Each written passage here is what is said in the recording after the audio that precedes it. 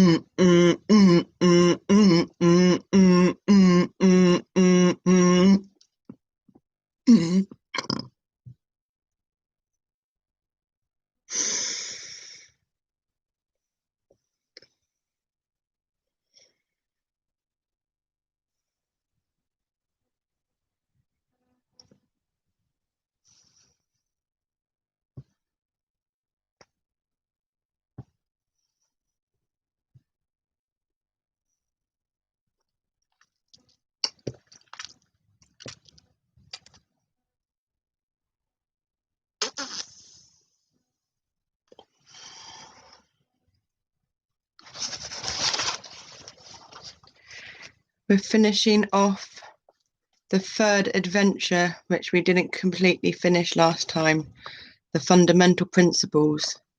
Hili, hewa, kamana, oke, oleke, kukakuka. Ideas run wild without discussion.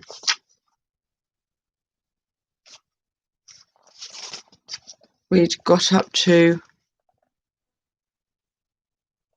Last time we ended on exploring the power of love exercise at the end of the fifth principle. We're on the sixth principle. Mana.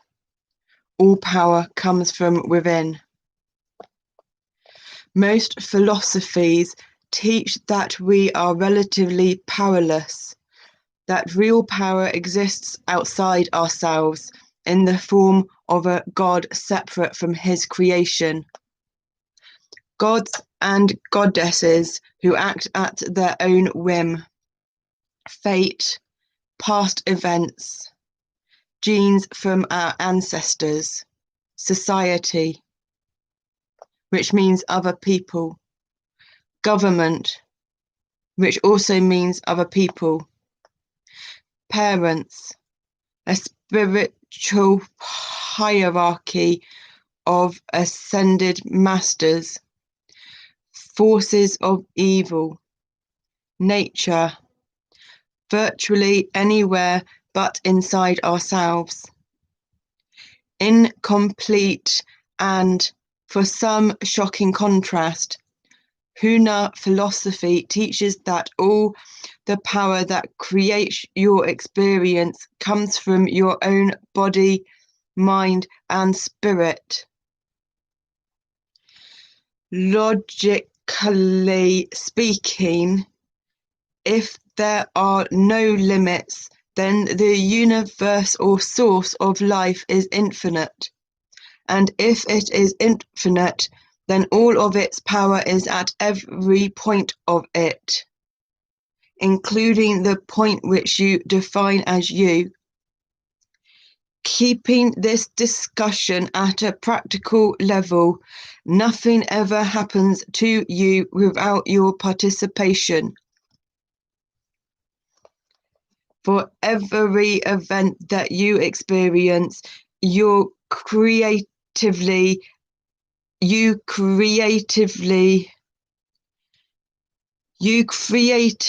attract it through your beliefs, desires, fears, and expectations, and then react to it habitually or respond to it consciously.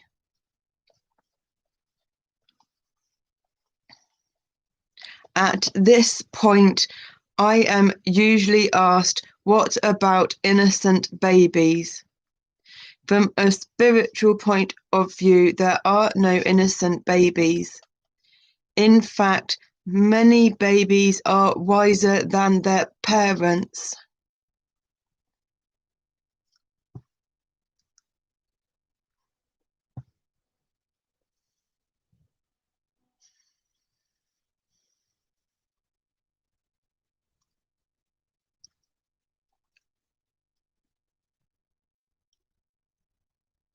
A baby born into an abusive family or with some disability may have chosen that as a life challenge.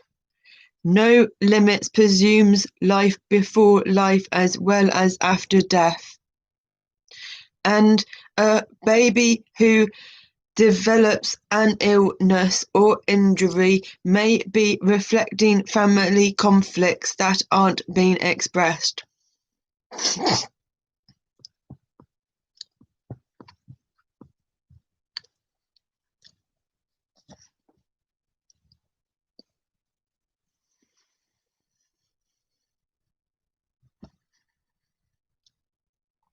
Similarly, no one else makes you unhappy. You may make yourself unhappy because others don't act the way you want them to, or the way you think they should. If you are the victim of some kind of abuse or injury, it is important to realize that something in you helped bring that about. This does not mean that you are to blame, because you were probably not consciously aware of the beliefs, attitudes, and expectations on your part that were involved.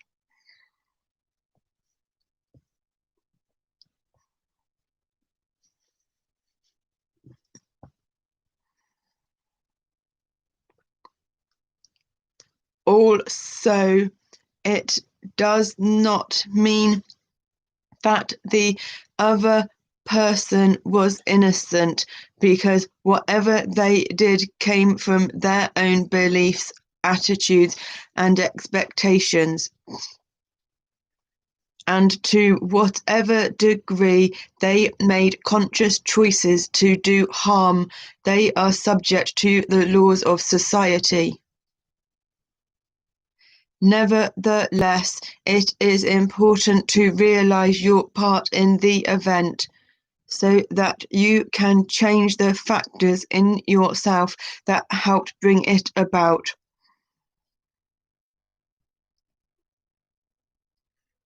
If the power was in you to create it, then the power is in you to change it.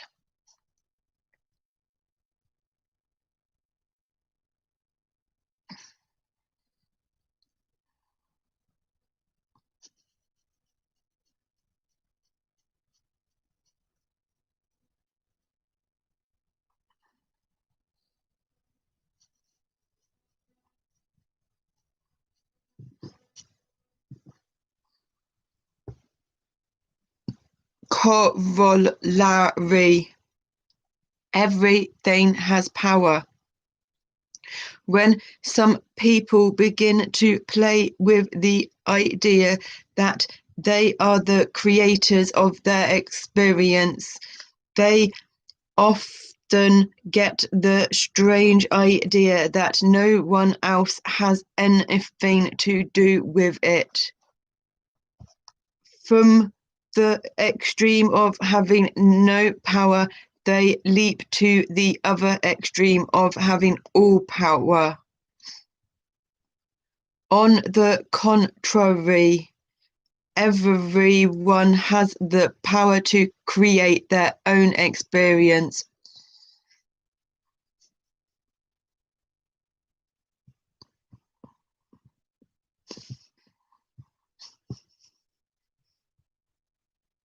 In any situation or event, all the people involved are creating their own experience.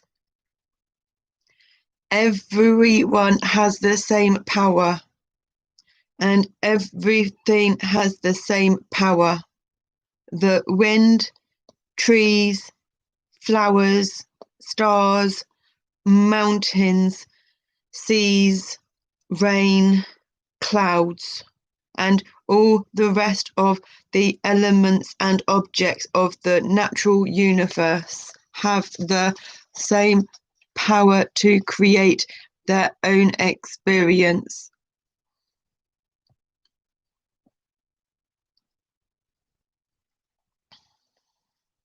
A well-trained urban shaman wouldn't be surprised at the idea that computers are making use of humans to put themselves together.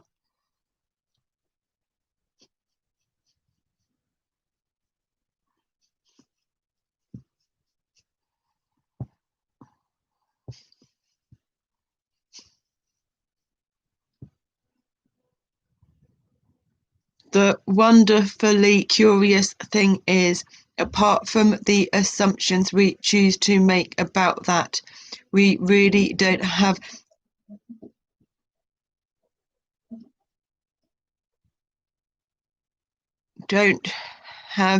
any way of proving it isn't so.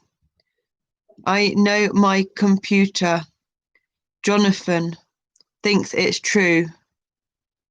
In any case, by taking the point of view that everything in nature has its own power, you learn to work respectfully with those powers, rather than trying to impose your will on dead matter.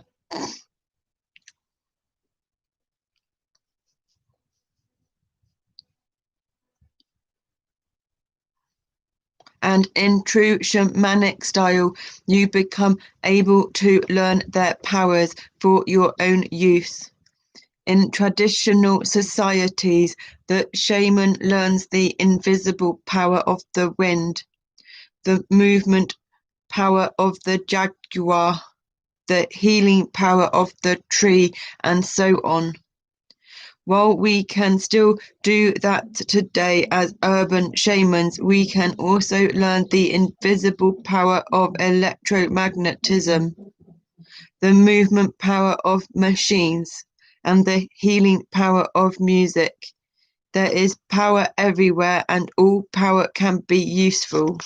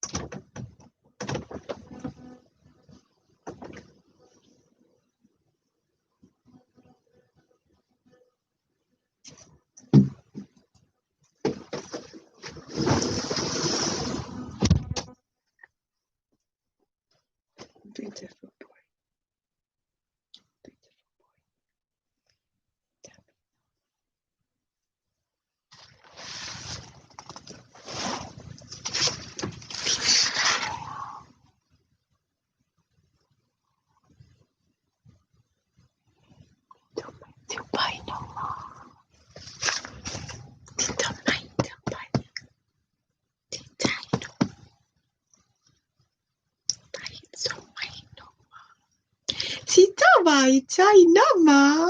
Itoi. Ito. Sino mai.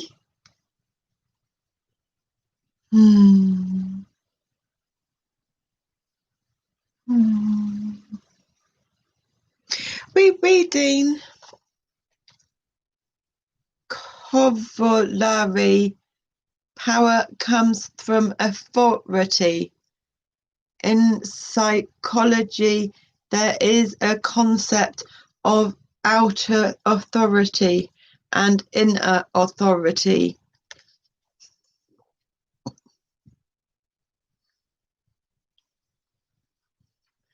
Outer authority is when you give decision-making power to someone else, and inner authority, considered much the healthier variety, is when you give it to yourself.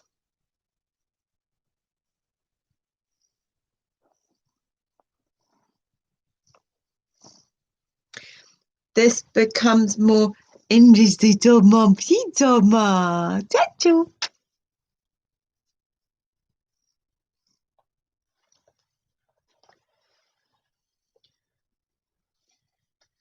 This becomes more interesting when we learn that one of the basic meanings of mana or power is authority, and even more interesting when we discover that the word authority is based on a word which means to create, from which we also get the word author, by the way.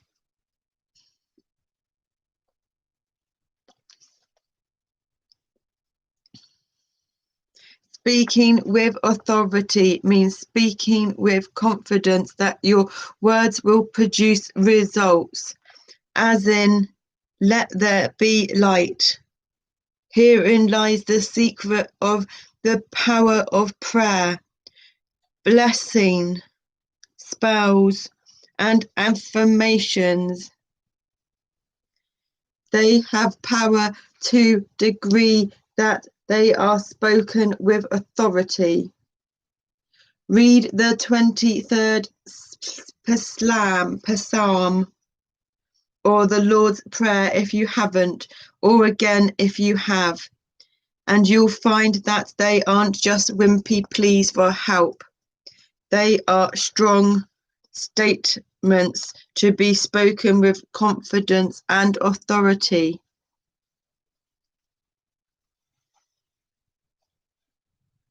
Or faith and trust if you prefer.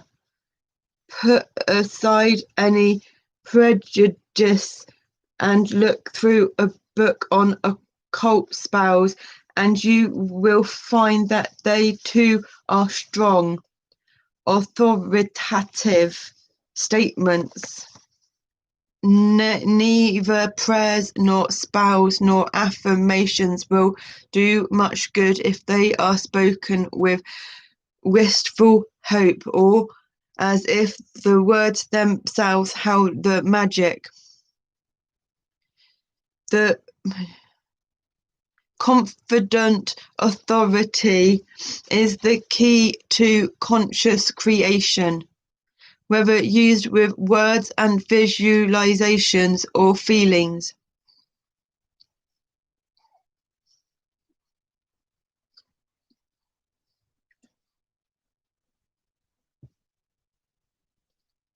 Exploring the power of authority.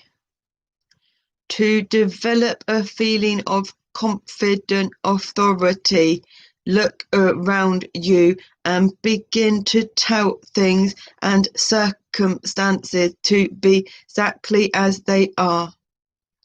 Tell chairs and tables to place themselves where they are at. Tell pictures to hang where they are hung. Don't understand. Tell flowers and trees to grow where they are growing, and clouds to move as they are moving. Tell your body to be the way it is. your bank account to be what it is, your relationships to be what they are, and world conditions to be what they are. Doing your best to avoid any doubt or criticism. This exercise will help you on the road to such a state of confident authority that when you decree changes, they will occur. We not read no more. It's too hard. We had hard day. We had to do our government PIP form. Bye-bye.